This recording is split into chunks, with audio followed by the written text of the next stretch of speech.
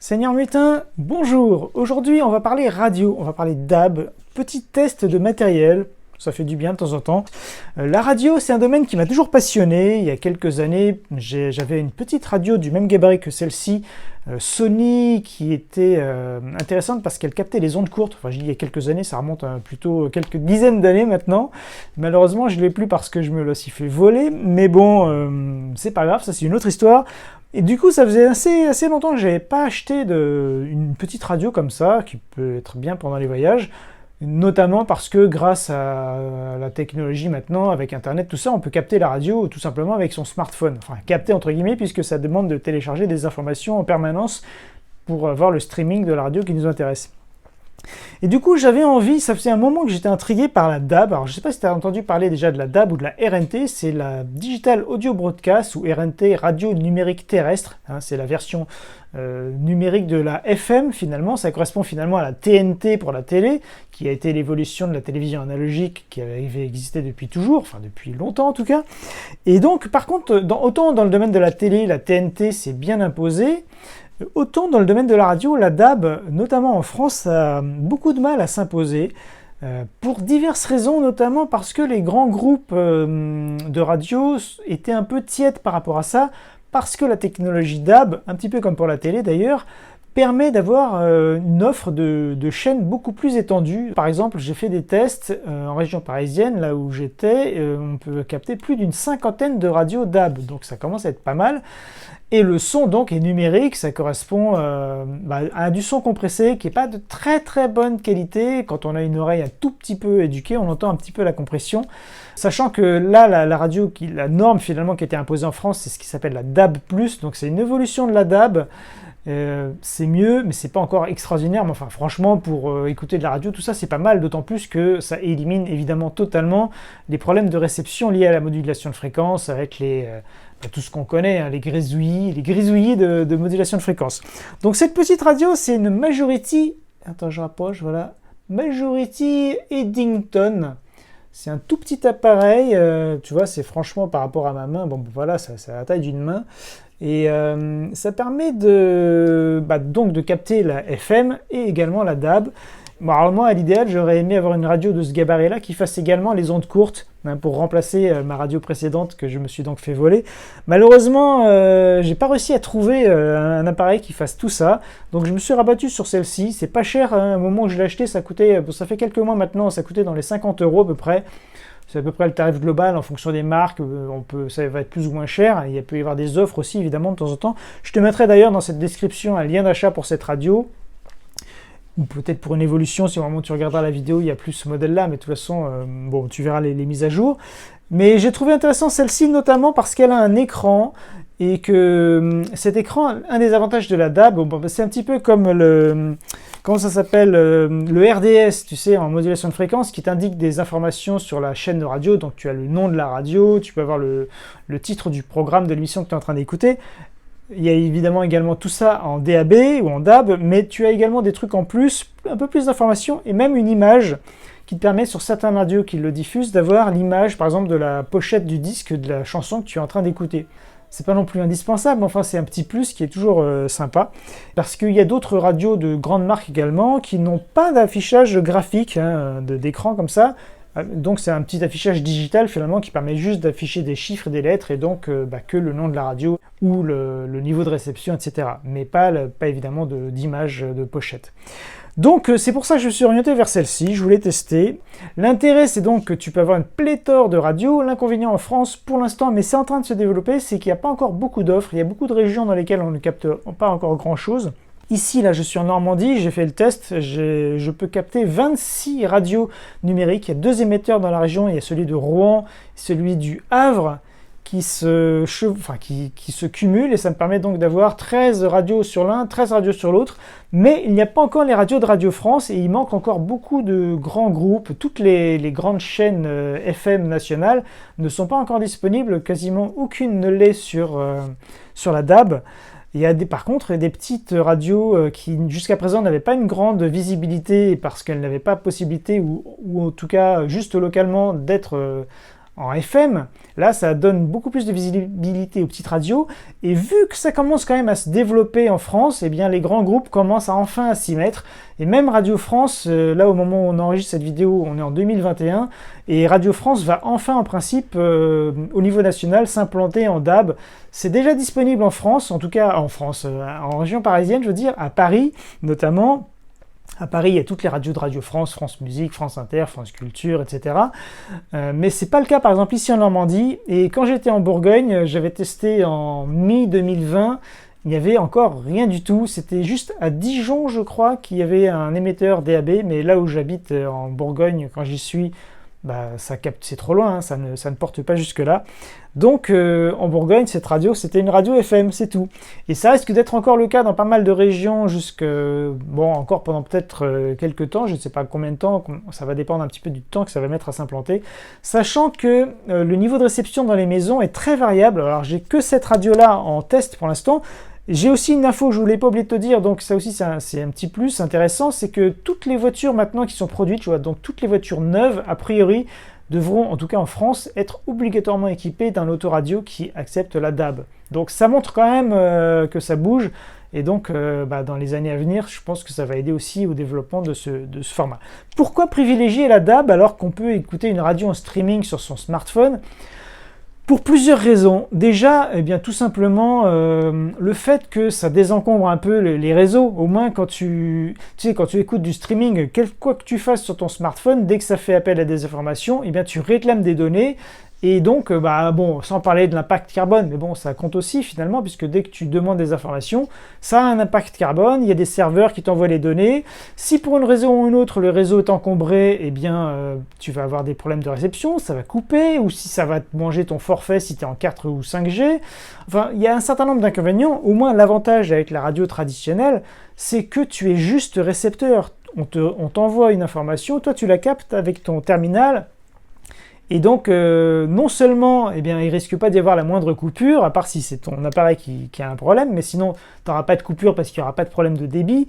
Et en plus, petit détail, mais tu ne seras pas fliqué en quelque sorte, puisque évidemment, quand tu allumes ta radio qui est juste un boîtier récepteur, personne ne pourra savoir que tu es en train d'écouter telle ou telle radio, et d'utiliser et de vendre éventuellement tes statistiques d'utilisation. Parce qu'évidemment, quand tu es sur ton smartphone dans une appli, si tu t'es enregistré dans l'appli, eh bien l'appli peut savoir que de telle heure à telle heure, tu vas écouter telle radio, de telle autre heure à telle autre heure, tu vas écouter telle autre radio, etc. Donc, on peut savoir finalement qu'est-ce que tu fais avec la radio, qu'est-ce que tu écoutes, à quelle heure, etc. Alors que là, avec une radio standard FM, radio, ondes courtes, grandes ondes, peu importe, ou DAB, et bien évidemment, personne ne peut savoir ce que tu es en train d'écouter, combien de temps, etc. Donc voilà, c'est un petit avantage quand même. L'inconvénient, c'est donc que au niveau de la réception, c'est pas encore top. En extérieur, ça marche très bien. Enfin, encore une fois, ça dépend de l'endroit où tu te situes, évidemment. Mais là, par exemple, j'ai fait des essais en intérieur et c'est assez étonnant parce que quand je suis à un endroit, ça va capter. Et dès que je vais la bouger de quelques centimètres, elle peut ne plus capter. Donc ça, c'est un peu regrettable. Mais je pense que c'est parce qu'on est encore sur des niveaux de réception relativement faibles.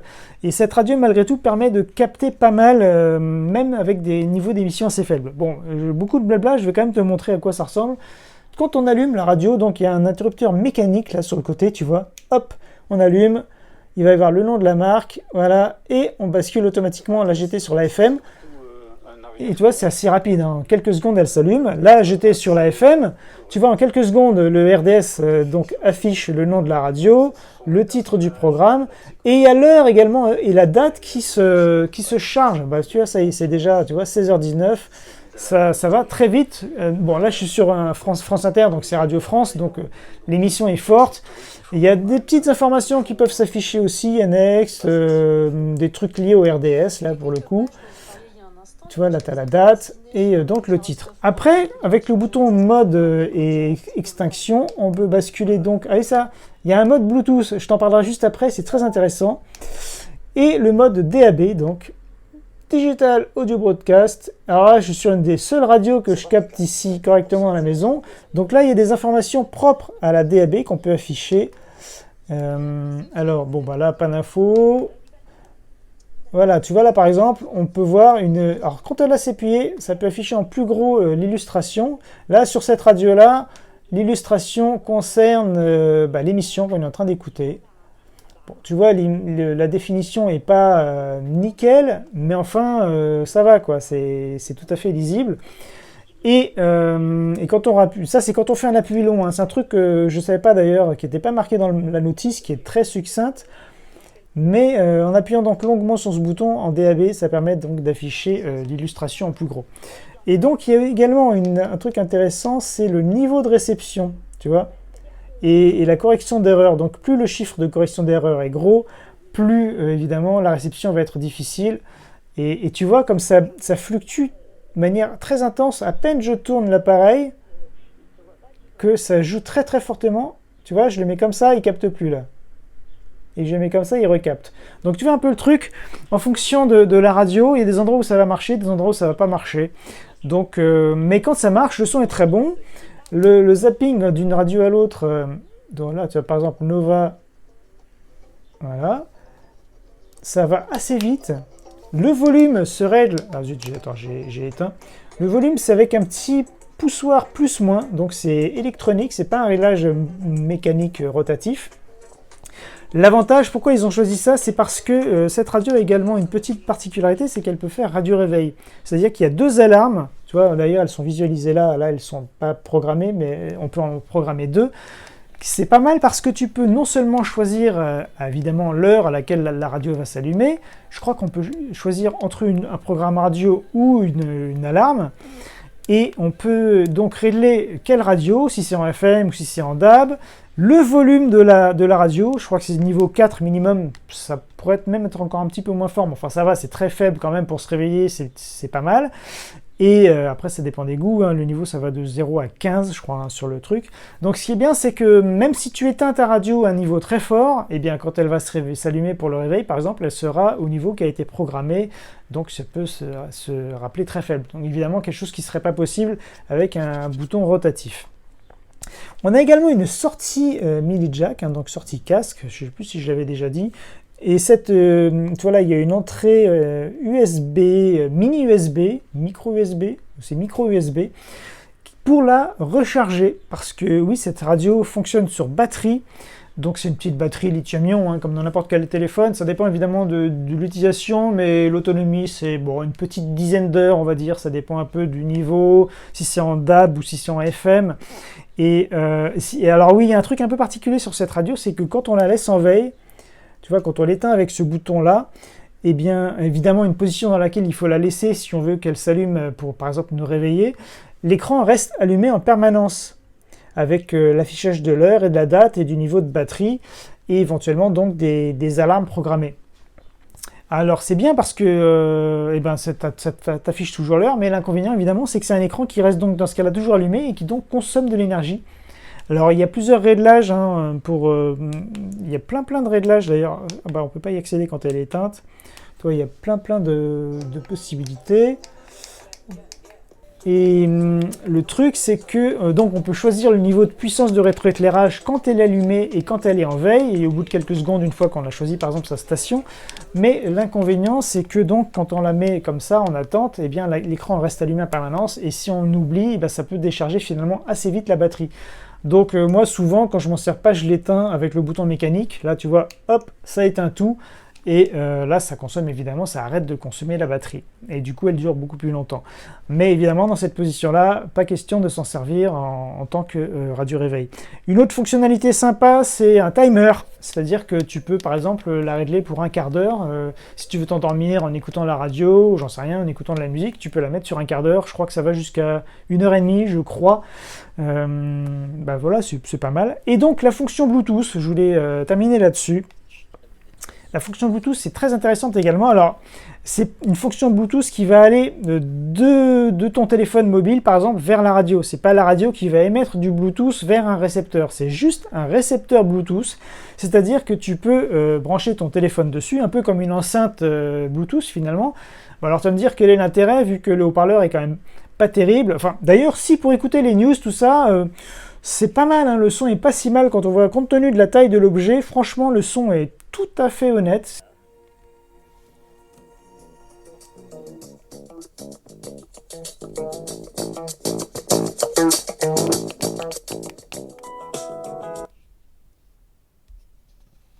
comme responsable. Nantes noir de monde, Paris gagné pour le collectif anti-marée noire. Ils sont venus des 5 départements. Finalement, tu vois, moi j'ai un iPhone 10, le son de l'iPhone 10 est quasiment aussi bon et puissant que le son de cette petite radio, donc c'est pas là l'intérêt. Par contre, l'intérêt pour moi, dans mon cas particulier, c'est que, par exemple, quand je veux regarder une émission ou un film ou quoi avec un meilleur son, eh bien je peux brancher ma tablette ou mon smartphone en audio là-dessus, et ça, je peux le brancher avec pardon, c'est de ce côté-là, avec la sortie jack sur un ampli plus gros. Là, par exemple, ici, j'ai un gros ampli avec des grosses enceintes. Donc, si je veux regarder, par exemple, un film sur la tablette, eh bien, je peux avoir le son sans fil grâce à ce petit récepteur Bluetooth. Donc, c'est pas mal. Hein. Il y a des appareils, il faut savoir qu'il y a des appareils qui coûtent le même prix, voire plus cher que ça, qui ne font que cette fonctionnalité de récepteur Bluetooth. Là, c'est inclus dans la radio. Il suffit d'avoir un ampli avec une sortie jack, ou une entrée jack plus exactement, donc pour brancher cette radio dessus. Et dans ce cas-là, eh bien, on a un super son Bluetooth sur son installation audio. Donc ça, c'est vraiment pas mal finalement pour le Bluetooth. J'ai réalisé que c'est... Et puis, il n'y a pas de latence trop gênante. Donc, ça veut dire que le son, si par exemple tu regardes un film, eh bien, le son sera synchrone avec l'image. Tu ne sentiras pas de décalage trop grand. Donc, ça, c'est très bien.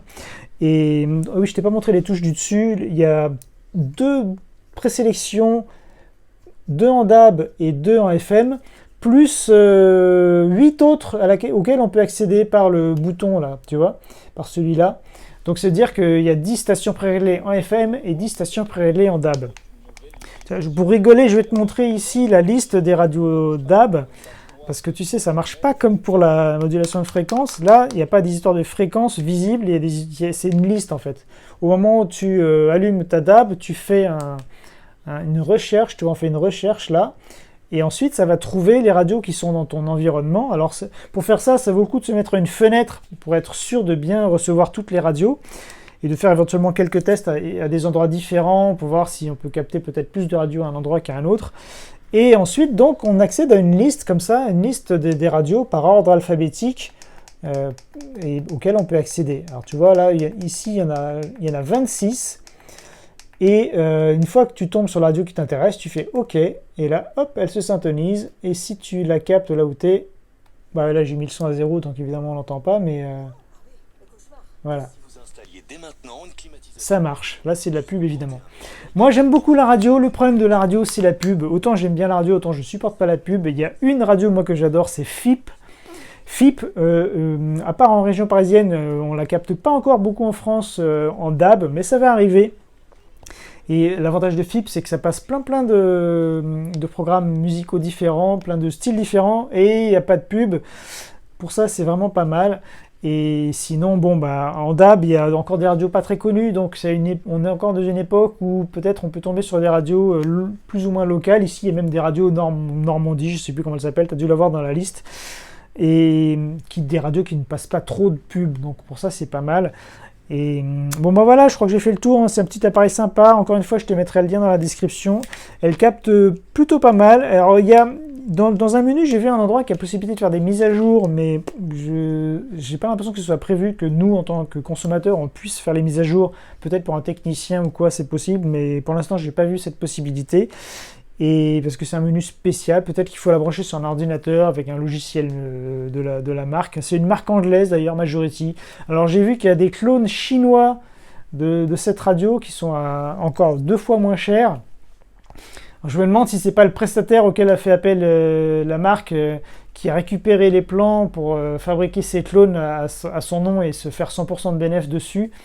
À mon avis, c'est quelque chose comme ça. Bon, c'est pas très sympa, mais voilà. Il y a eu un petit truc que je t'ai pas montré aussi, c'est un petit pied derrière, là, tu vois, qui lui permet de se maintenir quand on la pose. Mais franchement, c'est tout mince, c'est tout, tu vois, et c'est pas assez résistant pour vraiment bien fonctionner. Donc, bon, je m'en sers quasiment pas. Elle est assez stable, hein, si on... Voilà. Donc voilà, c'est un petit objet sympa. Et le truc, c'est que maintenant, il faut que la DAB se diversifie un petit peu et que les grands réseaux s'installent dessus et que ça se répande un petit peu sur tout le territoire. Je sais qu'il y a certains pays qui sont beaucoup plus à jour en termes d'émissions de radio numérique. Il y a même, je ne sais plus quel pays en Europe, qui a totalement arrêté la modulation de fréquence. C'est pas encore le cas en France. A priori, en France, il n'est pas question pour l'instant en tout cas de supprimer la modulation de fréquence, parce qu'il y a des gens qui commençaient à avoir peur que la FM soit stoppée au profit de la DAB. Pour l'instant, c'est pas encore prévu du tout. Bon, évidemment, à l'avenir, on ne sait pas ce que ça va devenir, mais en tout cas, pour l'instant, c'est en plus de la FM. Donc, c'est un service supplémentaire.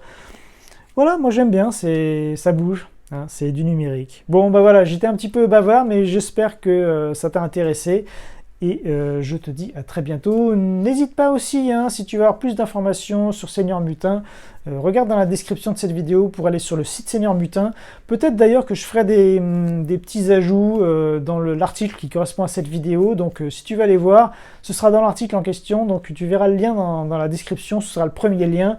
Et le deuxième lien, bah, ce sera le lien pour aller voir le produit si tu as envie de l'acheter pour voir si c'est disponible et à quel prix. Je te dis à très bientôt. Salut!